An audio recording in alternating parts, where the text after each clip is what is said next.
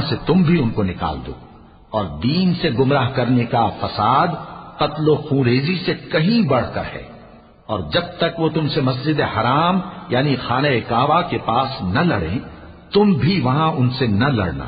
ہاں، اگر وہ تم سے لڑیں تو تم ان کو قتل کر ڈالو، کافروں کی یہی سزا ہے۔ پھر اگر وہ باز آ جائیں تو اللہ بخشنے والا ہے، رحم کرنے والا ہے۔ اور ان سے اس وقت تک لڑتے رہنا کہ فساد نابود ہو جائے اور ملک میں اللہ ہی کا دین غالب ہو جائے۔ پھر اگر وہ فساد سے باز آ جائیں تو ظالموں کے سوا کسی پر زیادتی نہیں کرنی چاہیے۔ ادب کا مہینہ ادب کے مہینے کے مقابل ہے، اور ادب کی چیزیں ایک دوسرے کا بدلہ ہیں۔ پس اگر کوئی تم پر زیادتی کرے تو جیسی زیادتی وہ تم پر کرے ویسی ہی تم اس پر کرو، اور اللہ سے ڈرتے رہو اور جان رکھو کہ اللہ ڈرنے والوں کے ساتھ ہے۔ اور اللہ کی راہ میں مال خرچ کرو اور اپنے آپ کو ہلاکت میں نہ ڈالو، اور نیکی کرو، بے شک اللہ نیکی کرنے والوں کو دوست رکھتا ہے۔ اور اللہ کی خوشنودی کے لیے حج اور عمرے کو پورا کرو، اور اگر راستے میں روک لیے جاؤ تو جیسی قربانی میسر ہو کر دو، اور جب تک قربانی اپنے مقام پر نہ پہنچ جائے سر نہ منڈاؤ۔ اور اگر کوئی تم میں بیمار ہو یا اس کے سر میں کسی طرح کی تکلیف ہو تو اگر وہ سر منڈا لے تو اس کے بدلے روزے رکھے یا صدقہ دے یا قربانی کرے۔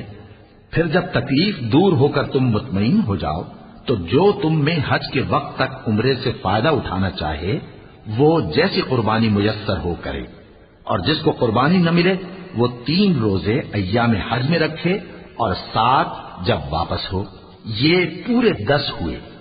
یہ حکم اس شخص کے لیے ہے جس کے اہل و عیال مکے میں نہ رہتے ہوں۔ اور اللہ سے ڈرتے رہو اور جان رکھو کہ اللہ سخت عذاب دینے والا ہے۔ حج کے مہینے معین ہیں جو معلوم ہیں، تو جو شخص ان مہینوں میں حج کی نیت کر لے تو حج کے دنوں میں نہ عورتوں سے اختلاط کرے، نہ کوئی برا کام کرے اور نہ کسی سے جھگڑے۔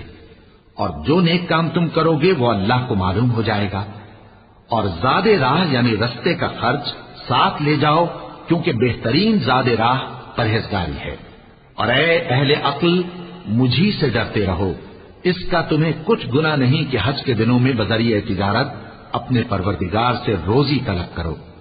اور جب عرفات سے واپس ہونے لگو تو مشعر حرام یعنی مزدلفہ میں اللہ کا ذکر کرو، اور اس طرح ذکر کرو جس طرح اس نے تم کو سکھایا، اور اس سے پیشتر تم لوگ ان طریقوں سے محض ناواقف تھے۔ پھر جہاں سے اور لوگ واپس ہوں وہیں سے تم بھی واپس ہو، اور اللہ سے بخشش مانگو، بے شک اللہ بخشنے والا ہے، رحمت کرنے والا ہے۔ پھر جب حج کے تمام ارکان پورے کر چکو تو مینا میں اللہ کو یاد کرو جس طرح اپنے باپ دادا کو یاد کیا کرتے تھے، بلکہ اس سے بھی زیادہ۔ اور بعض لوگ ایسے ہیں جو اللہ سے التجا کرتے ہیں کہ اے پروردگار ہم کو جو دینا ہے دنیا ہی میں دے دے، اور ایسے لوگوں کا آخرت میں کچھ حصہ نہیں۔ اور بعض ایسے ہیں کہ دعا کرتے ہیں کہ پروردگار ہم کو دنیا میں بھی نعمت عطا فرما اور آخرت میں بھی نعمت بخشیو اور دوزخ کے عذاب سے محفوظ رکھیو۔